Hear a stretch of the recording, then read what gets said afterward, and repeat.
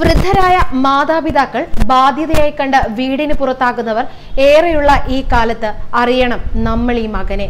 ദമാമിലെ company ജീവനക്കാരനായ കോഴിക്കോട് വേങ്ങേരി കളത്തിൽ വീട്ടിൽ സന്തോഷ് ആണ് മാതൃസ്നേഹം കൊണ്ട് ഇപ്പോൾ സമൂഹ മാധ്യമങ്ങളിൽ ശ്രദ്ധേയനായിരിക്കുന്നത്. രോഗിയായ അമ്മയെ പരിചരിക്കാൻ ഒപ്പം നിർത്തിയ മലയാളിക്ക് പിഴയിൽ ഇളവ് അനുവദിച്ച സൗദി അധികൃതർ.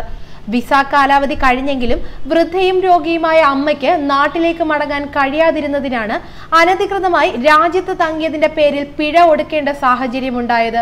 എന്നാൽ അമ്മയെ പരിചരിക്കാനായിരുന്നുവെന്ന് തിരിച്ചറിഞ്ഞ അധികൃതരാണ് ഇതൊഴിവാക്കി മാതൃക കാട്ടിയത്. ഗൾഫ് മാധ്യമങ്ങളാണ് ദമാമിൽ നിന്നുള്ള ഈ വാർത്ത റിപ്പോർട്ട് ചെയ്തത്. 3 വർഷം മുമ്പ് വിസിറ്റിംഗ് വിസയിൽ വന്ന അമ്മയ്ക്ക് അൾഷിമേഴ്സ് രോഗം മൂലം നാട്ടിലേക്ക് തിരികെ പോകാനായില്ല. വിസ കാലാവധി കഴിഞ്ഞിട്ടും മകന്റെ പരിചരണത്തിൽ ദമാമിൽ കഴിയേണ്ടി വന്നു ഈ അമ്മയ്ക്ക്.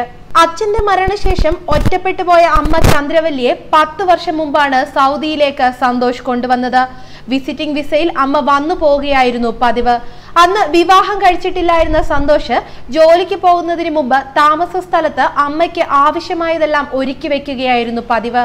ഉച്ചയ്ക്ക് കിട്ടുന്ന 1 മണിക്കൂർ ഇടവേളയിൽ പോലും അമ്മയ്ക്കൊപ്പം ചെലവഴിക്കാനാണ് അദ്ദേഹം ശ്രമിച്ചത്. എന്നാൽ അൾഷിമേഴ്സ് രോഗം ബാധിച്ചതോടെ അമ്മയുടെ ഓർമ്മശക്തി നശിക്കുകയും ഇതോടെ സന്ദർശന വിസയുടെ കാലാവധി കഴിഞ്ഞിട്ട് പോലും നാട്ടിലേക്ക് പോകാൻ കഴിയാത്ത സാഹചര്യവും ഉണ്ടായി. ഇങ്ങനെയാണ് താമസം അനധികൃതമായതും 15,000 റിയാൽ പിഴയടക്കേണ്ടി വന്നതും. ജോലി ചെയ്തിരുന്ന കമ്പനിയിൽ 15 വർഷം പൂർത്തിയാക്കിയതോടെ എക്സിറ്റ് വാങ്ങി നാട്ടിലേക്ക് മടങ്ങാൻ തീരുമാനിച്ചിരിക്കുകയായിരുന്നു സന്തോഷ്. എന്നാൽ അമ്മയുടെ അനധികൃത താമസത്തിന് പിഴയടക്കേണ്ടത് ഇവരെ പ്രതിസന്ധിയിലാക്കി.